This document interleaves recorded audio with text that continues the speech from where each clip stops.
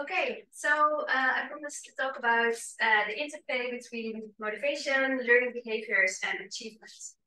And here you see two of these components. And there's a lot of talk always about how important motivation is for achievements, and Dutch students are notoriously low in their motivation. Which is always coming out of these cross-country PISA comparisons. But there's also a lot of evidence that this influence is bi-directional. So it's not only the case that motivation influences achievement, but achievement also can boost or hinder motivation. And in a Jacobs pilot brand, which was a joint project with Martijn Meter and some others. We did some studies to get more into this bi-directional influence of motivation and achievement. And in one very recently accepted meta-analysis, spearheaded by Van Atteveldt. I think it was accepted like last week or so. So she did a meta-analysis of 47 longitudinal studies studying the interaction between motivation and achievement. And we actually found that the direction from achievement to motivation is almost twice as strong as vice versa. So it seems that it might be bi-directional, but one direction is more dominant than the others. And in another study, or another part of this brand, we wrote a theoretical paper, which was really a collaborative effort, also with Maartje, Tuinmakers, and some people from the UvA. And we went in all the different motivation theories, and you probably know there are many, but we try to extract from all these theories and synthesize what they say about this bi-directional influence. And then we found the more complex version of what I showed before.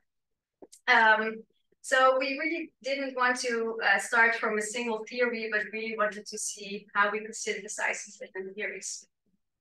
And then basically, we found in this blue motivation unit that there are different conceptualizations, but that's the process of appraising or interpreting a certain situation, for example, an achievement situation. And then depending on this appraisal process, certain behaviors become activated or deactivated, and these behaviors can influence the quantity of learning, and in that way, either positively or less positively or even negatively influence achievement. And then that flows back again, because this achievement is something that the learner is also aware of, like perceived performance, and that feeds back into motivation. And so it forms a cycle that goes on during development. And you can see in this figure that we also put in quite some gray arrows. And those are the parts where external influences can influence these cycles, the cyclic pattern. So these are, for example, opportunities to intervene in case these cyclical patterns are maybe not in the most adaptive direction. So I wanted to continue with an overview of some recent studies we did in the lab of learning, which is my lab that I lead with Tim Jans, who is over there. And we, the studies I will discuss are all from my UC starting grant. And there we really explored one specific element of this motivation blue unit, which is implicit beliefs that learners have about whether or not their abilities can change and whether or not they have influence on these abilities. And that's also called mindset. And then this it influences interpreting or appraising this learning situation and can activate behaviors that are either aimed at proving yourself or improving yourself. So just to explain the title of my talk. And that can then influence achievement and leads to a cycle. But then in this work, we focused on specific elements of this more like comprehensive figure. Yeah, so I already explained that in these studies we focused on learners' implicit beliefs. And although it's a continuum, the like extreme types of beliefs are either incremental beliefs, which is sometimes or often called the growth mindset. And with these beliefs, children do believe they can get better at something with their own actions. So invest more effort, practice more, ask help, try out different strategies. So they do have influence in becoming better at something. And this often goes together with a certain type of achievement goals, which is called mastery or learning goals, aimed at improving yourself. And there are some other motivational constructs that are often associated with this, and together they form what we call mindset meaning systems. So it's a bit broader than just this growth or fixed mindset. And on the other side of the continuum, there are the entity beliefs. And if children are more on that side, they think their abilities are more or less fixed, and they don't have so much influence on how good they are at something. And this often goes together with performance goals, because these children are aimed at showing that they do have this like fixed amount of ability, or avoiding showing that they don't have it. So it's more about proving. These beliefs and goals have shown to be especially impactful in situations of failure, of setback, or ego threat, or even the risk of failure. And then this failure situation or potential failure situation is interpreted differently depending on this meaning system. And then it will lead to different behaviors that are getting activated, like in this blue, yellow cycle I showed before. So if this happens, if this girl receives low grades or some setback, school-related setback, if she's more on the incremental side of these implicit beliefs, this negative feedback might lead her to interpret the situation that it's a sign that she might have to try harder or try out different strategies or ask for help. So because she thinks she has influence to take action, to improve, that will lead her to activate those kind of behaviors. For example, I can learn more if I choose a challenge. But on the other end of the spectrum, from the more entity belief system, the girl might see this failed test or negative feedback as a signal that apparently she can't do it because it's not within her fixed ability. And then she might give up or choose something easier, so it activates different types of learning behaviors.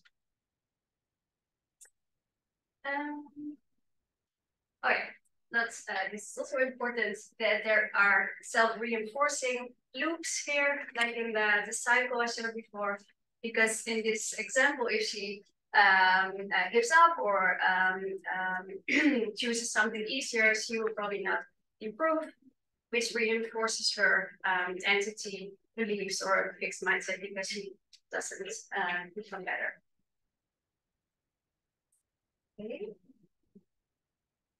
So this is kind of the basis of these studies. And the first study I wanted to show is a study in which we had young adolescents perform a math task, which was called the math effort task, in which we could measure their willingness to invest effort and link that to their beliefs, their mindset.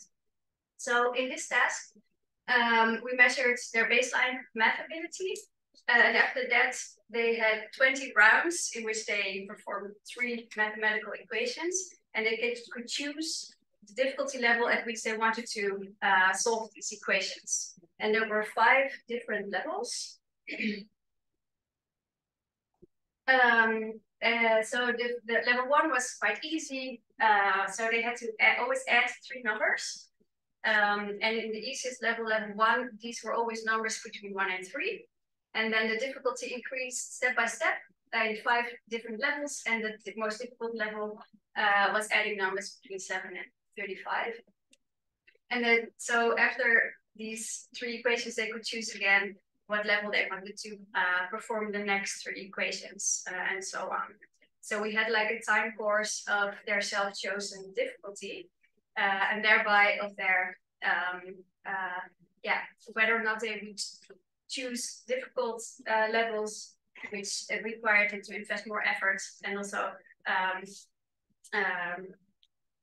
be willing to take the challenge. So just to show you the difference, this would be one example of an easy equation. And this is level 5. So that's much more difficult, right? But then there were these other levels in between.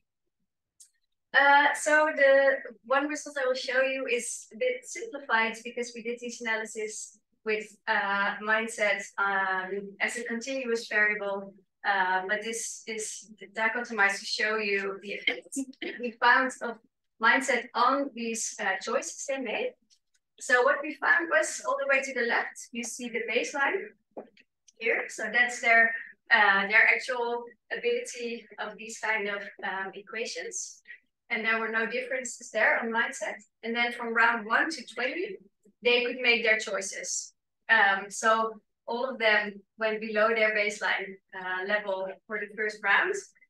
But then depending on the mindset, so the children with a growth mindset started to choose more difficult levels quite soon after that, and also stayed above their baseline level for the rest of the task.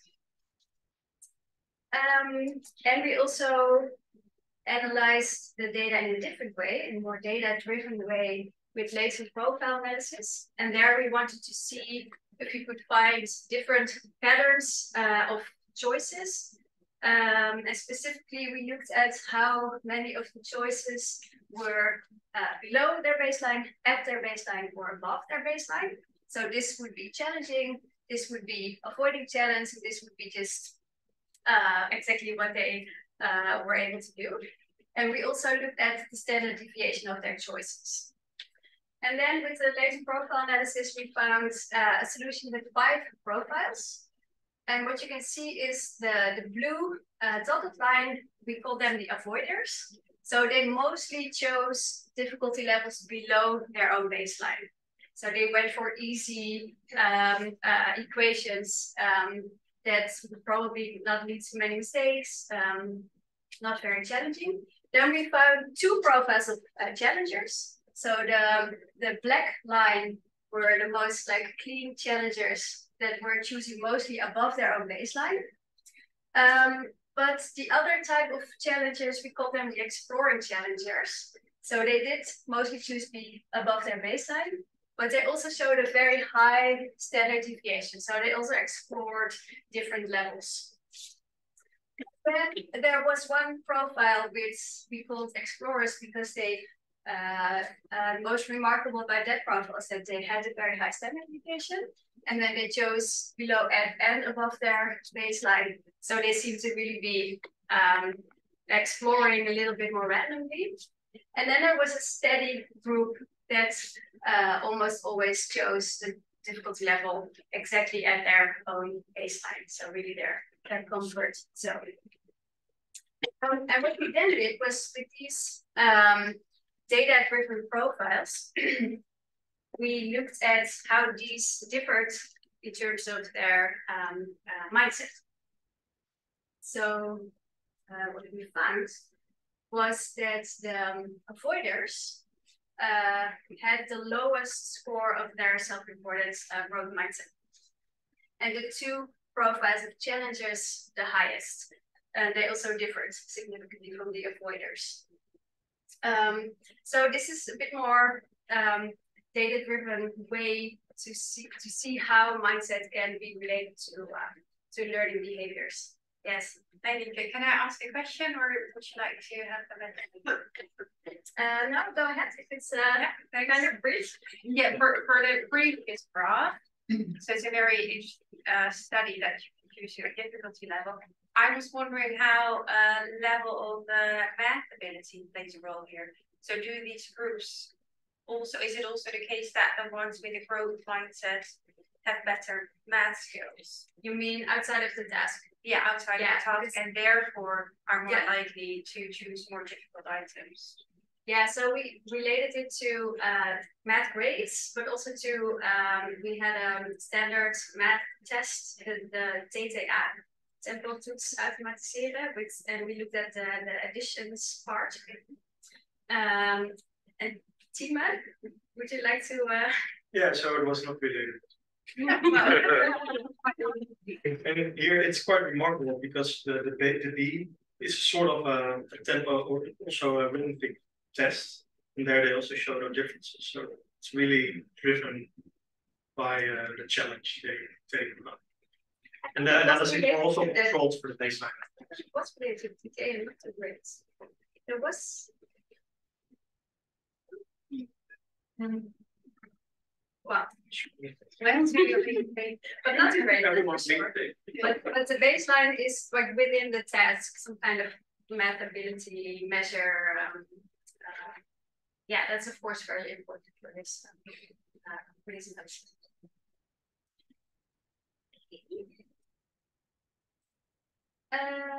Yeah, so the next study I wanted to show you is a study that's in progress. And we had a subset of the sample that participated in this math effort test coming to the scanner. And there we had also a math task with difficulty levels, but it was pre-programmed, so they didn't have a choice. So we had an easy and one easy and one difficult level, but we also manipulated the amount of rewards they could get for solving the equation correct. And in this way, we wanted to find out more about what happens in the brain if they are anticipating an upcoming difficult or easy math question with different rewards. Some background for the study. We know that adolescents are especially sensitive to rewards, but most of these studies use monetary rewards. So we don't know a lot about more school-related rewards. So that's something we wanted to change in this task.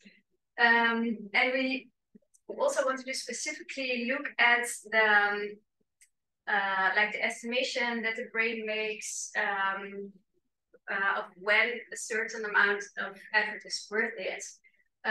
Because we know that the value of potential reward is related to the amount of effort, which is called the net value. So it's kind of a trade-off between effort and reward. And typically, a more effortful behavior is valued less. But we also know there's also literature that's showing that effort in itself can actually be rewarding. So there seems to be some contradicting findings or at least individual differences. And then we thought in our project that maybe these self-beliefs, this mindset meaning system, could influence this process of estimating the net value.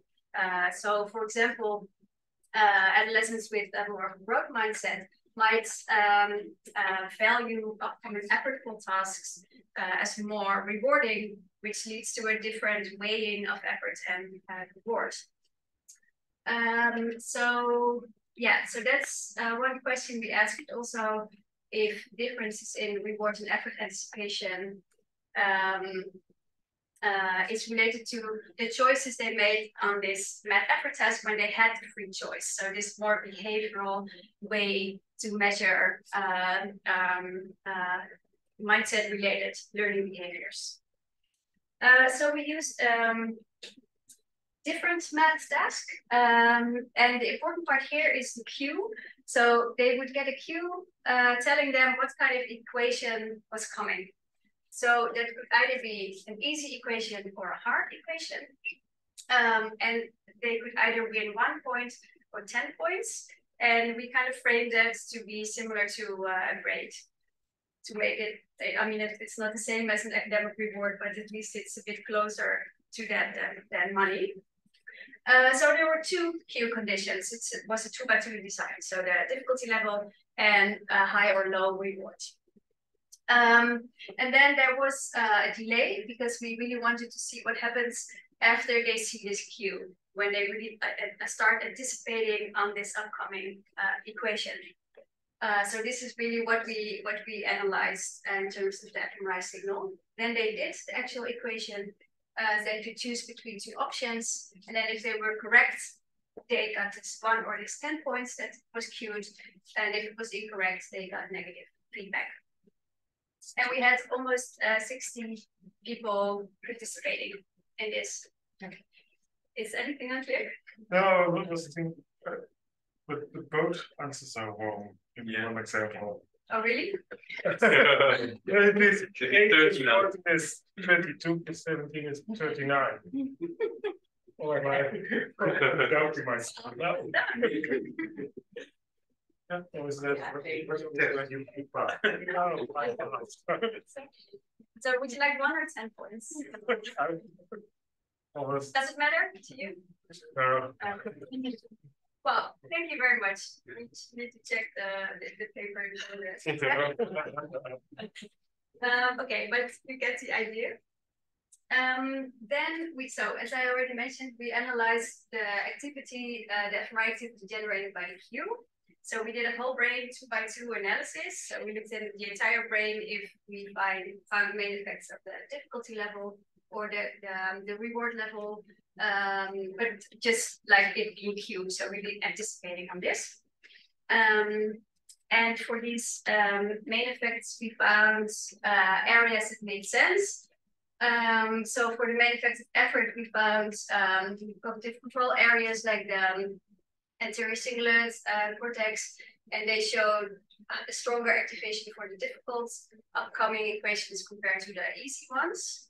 The main effect of reward we found in reward-related areas like the caudates, showing more activity if they were anticipating on a high reward versus a low. And then for the interaction, we kind of hypothesized that it would be giving this process of net value estimation, like weighing the different rewards and effort options, but we only found a motor area that seems to be activated mostly by non-conflicting combinations. So the easy cue for low rewards and the difficult cue for high rewards. So maybe that's more related to whether there is or isn't a conflict in the height of the cue.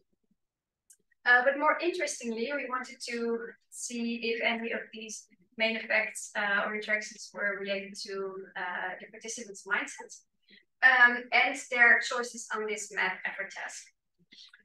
So yeah, the relation between mindset and effort anticipation. And we correlated again on a whole brain basis. So we each did a photo of the brain. The mindset measured from the questionnaire with a specific contrast in the fMRI task, namely for the difficult upcoming equations, we compared the ones for a low reward versus a high reward. Because the hypothesis for mindset effects were strongest, in our opinion, for difficult upcoming equations. Because we assumed that for a growth mindset, then the reward wouldn't matter so much because the difficult equations would be more of a like learning opportunity, so they would be rewarding regardless of the rewards, while for a more fixed mindset, they would only find it worth the effort if they would gain a higher reward. So that's why we used the hard 1 versus hard 10 contrast, but there was nothing, no correlation anywhere with mindsets, with the questionnaire scores. But we did find some areas in which we find a correlation with the average difficulty level choice that they chose when they were doing the math effort test with the free choice outside of the fMRI scanner schools. But we're still in the process of figuring out what it means. So this is one of the areas. It's in the angular gyrus, which could be related to mathematical processing. So what we see is that on this side, these were the students that chose on average above their own baseline. On this side, the students that chose below their own baseline, so less challenging versus more challenging. And the more down, the stronger the fMRI activation for the difficult equation for higher rewards.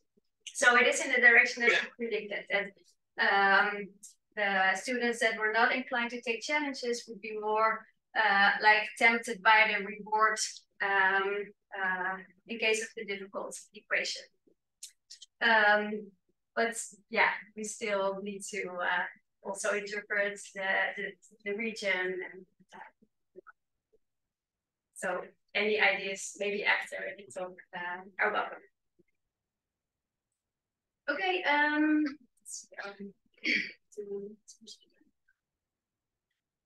so we did a later profile analysis also on the questionnaire data of a bit bigger sample because we combined 2 projects. And we had a questionnaire in which we included not only mindset, but also this achievement goals and effort beliefs. This is a cool figure straight away.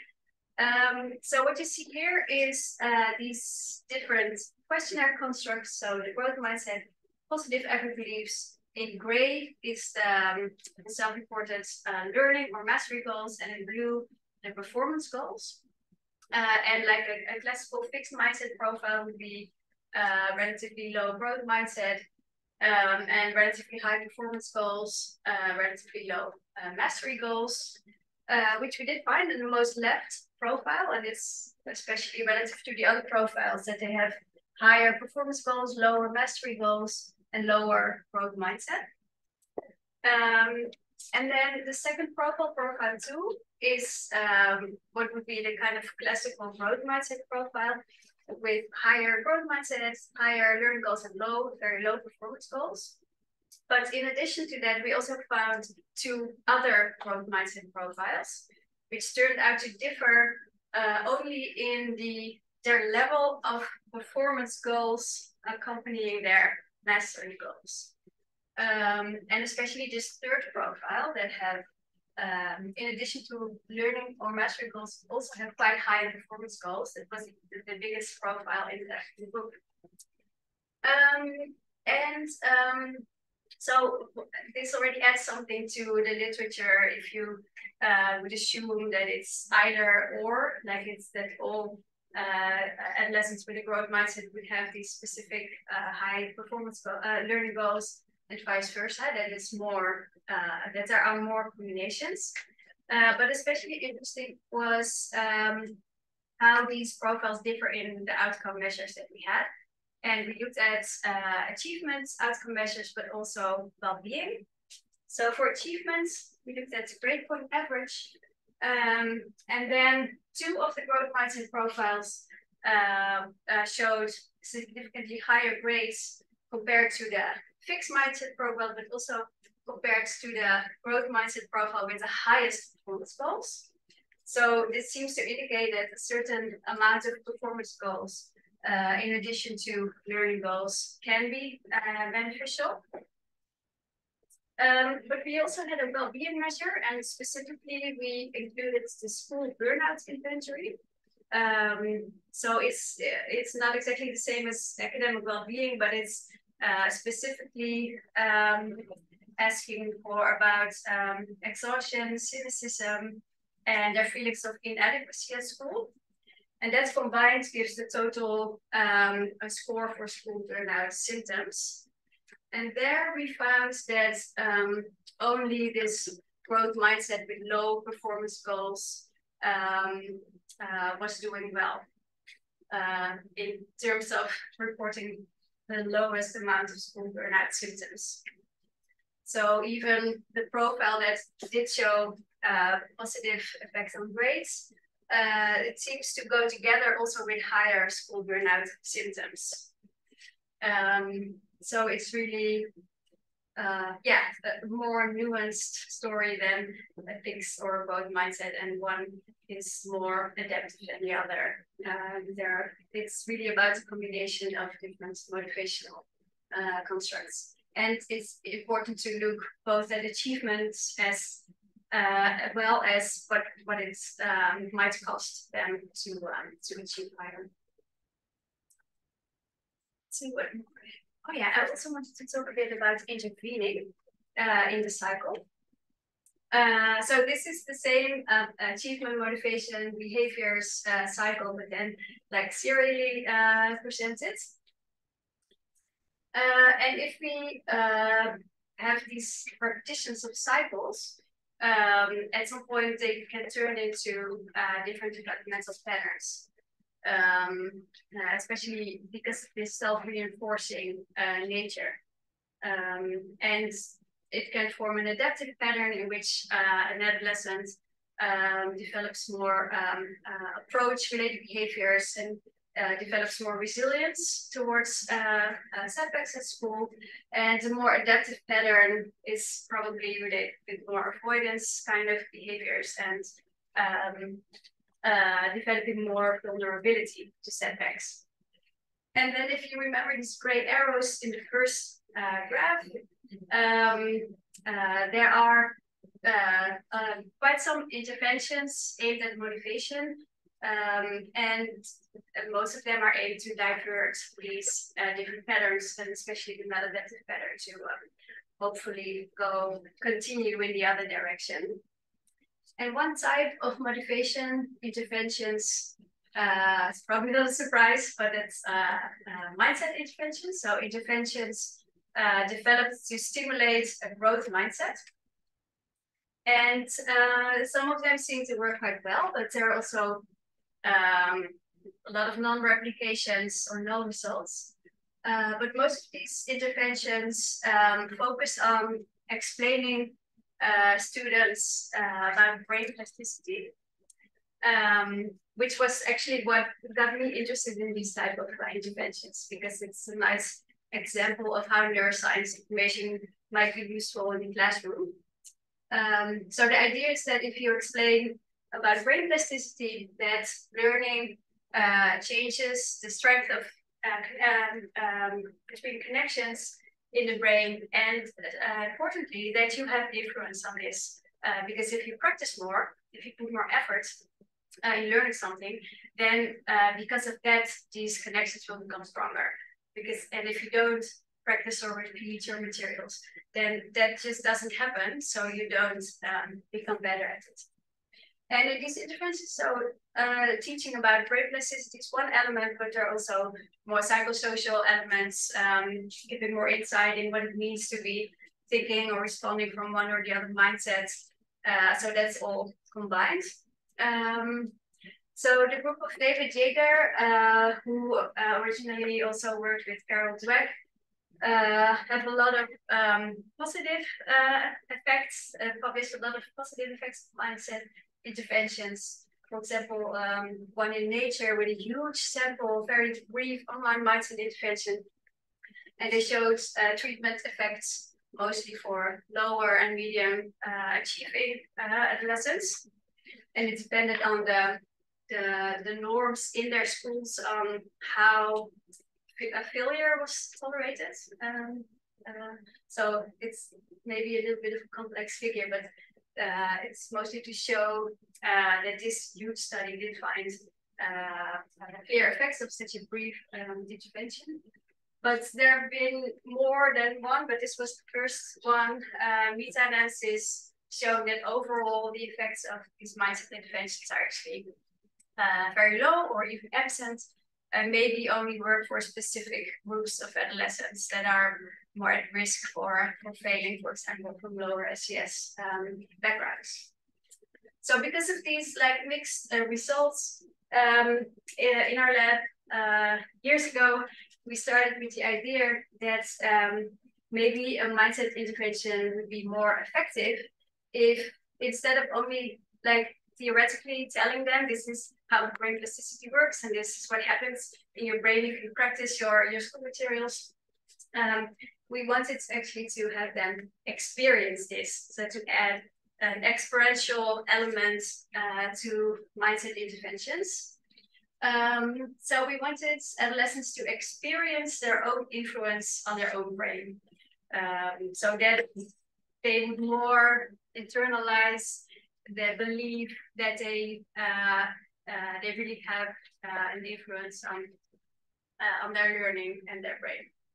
So we used a new development in neuroimaging devices, which is the portable EEG systems, and combined with neurofeedback. So recording EEG activity, but then translating it into some signal that was visible in real time to the person, so that they could really experience what their their own influence on what they would see on the screen representing their brain activity. We didn't only want it to reduce it to an EEG part, but we also developed psychosocial components, and all of that together became our intervention Explore Your Brain. So I'll tell you a bit more about that. So we took our time developing it with different ways of engaging with stakeholders, students, but also parents and teachers. In collaboration with the Athena Institute, we used responsible research and innovation approach to really, before even starting to develop it together with them, anticipate on ethical concerns to be able to take that into account.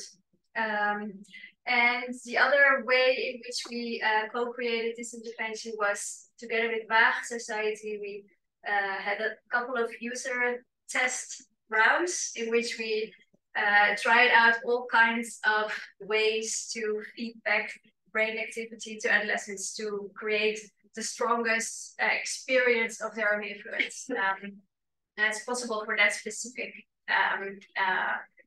target group for our intervention. And this was one thing that turned out to be working really well. So this girl is wearing an EEG band, and we used what we used from the EEG signal is something that we know correlates with focus. It's the theta-beta ratio, which becomes lower if someone becomes more focused. And instruction was to, with her focus, to pull these tentacles towards herself. And that turned out to work really well. That really gave the experience of, I can really influence this physical thing moving towards me.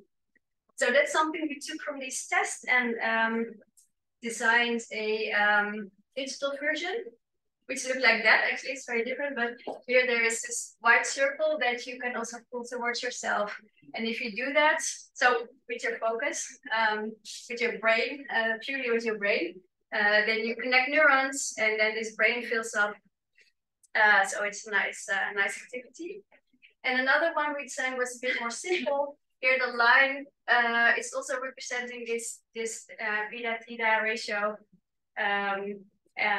So the instruction was to try to keep it in the green part, again with increasing focus.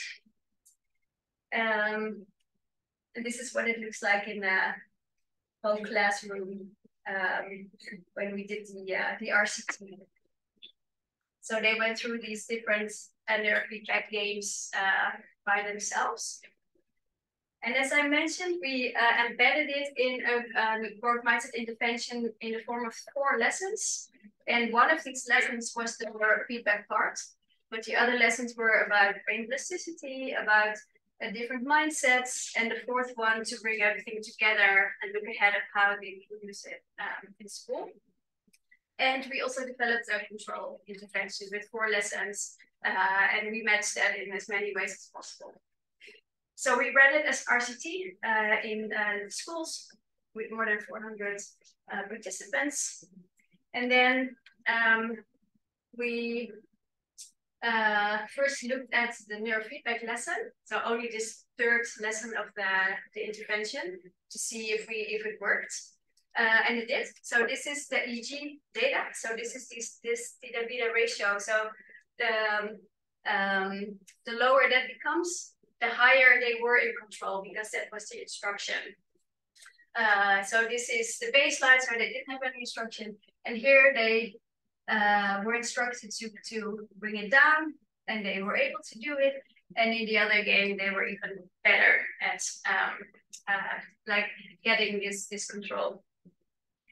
And after this lesson, we also asked them, are you more convinced now that you have difference or control of your own brain?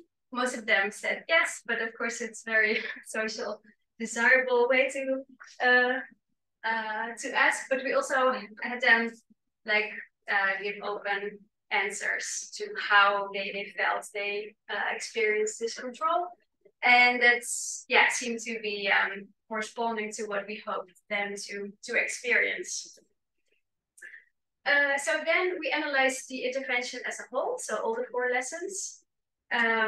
So we had a baseline measure, the pre-intervention T0, and then a 1-year follow-up. So 1 year after they did these 4 lessons. And we looked at 4 different outcome measures. Well, actually 3, but we looked specifically at math grades in addition to their global weight average. So for mindsets, we found that fortunately the intervention group reported a stronger growth mindset at a 1-year follow-up. For school burnout symptoms, there was a main effect of time, but not an effect of higher intervention. And for grades, we found a very small but significant effect on the GPA, but it turned out to be mostly explained by an effect on their math grades. So which seemed to be more of a protective effect against the decline in math grades from the 1st to the 2nd year of secondary school. And then we also had a 2-year follow-up. But between the 1 and the 2-year follow-up, COVID happened. So we changed the focus of that study a little bit. So in the T3 measure, we added COVID-specific stress experience and coping styles that they used, also focused on dealing with COVID in the context of their schooling. And then we calculated a resilience score from the regression of stress exposure on their experience of school burnout symptoms, which we were able to correct for the pre-COVID level. And then from this regression line, we could determine whether or not they showed resilience. So if they had lower school burnout symptoms compared to what was predicted from this regression, they were resilient. And if they had higher school burnout symptoms, then they were less resilient. So that's the resilience score. And then we found that there was a relation between growth mindset and resilience, as you can see here, and it's negative because this resilience score, if it's negative, it means that there's more resilience. And we found that it was fully mediated by the coping style. So both in a negative way by maladaptive coping, and in a positive way by acceptance coping. So we did analyze this for the entire sample, so both the control and the intervention groups, but also more exploratorily for the 2 groups separately. And then we found that this effect was specific to their growth mindset subsample. but only for the maladaptive coping mediation. And we received some good news recently. We applied for a follow-up grant, the proof of concept grant, in which we are going to develop Explore Your Brain 2.0. So next level version of our intervention, and we got money. So we have this whole like business plan and everything. So it's a nice challenge to explore our boundaries. So the main objectives are to increase the usability of our intervention so that it will be possible for teachers to use it at school without researchers, and also increase the scalability so that we have really a business plan to make it a bit self-sustainable. Yeah, so that the use of this intervention can be continued, that it's sustainable.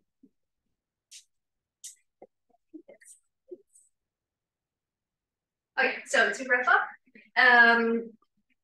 I started with showing bi-directional interaction between motivation and achievement mediated by learning behaviors, although the bi-directionality is a bit discussable. And then specifically, I showed some studies focused on whether growth mindset, what kind of learning behaviors were activated by different types of mindsets, and showed that growth mindsets activates more challenging learning behavior, investment efforts, but also that it's a bit more complex than growth mindset is always better, it's always leading to better achievements. And the second part was about interventions, and that these cyclical developmental patterns might be diverted by interventions. For example, our Explore Your Brain 2.0 to be developed in the next year and a half. So thank you all for your attention, and thanks to the lab of learning, which with Topic is combined, kind of I think includes everyone, and collaboration with Nienke van Atteveldt on the Jacobs project, and you for being here. And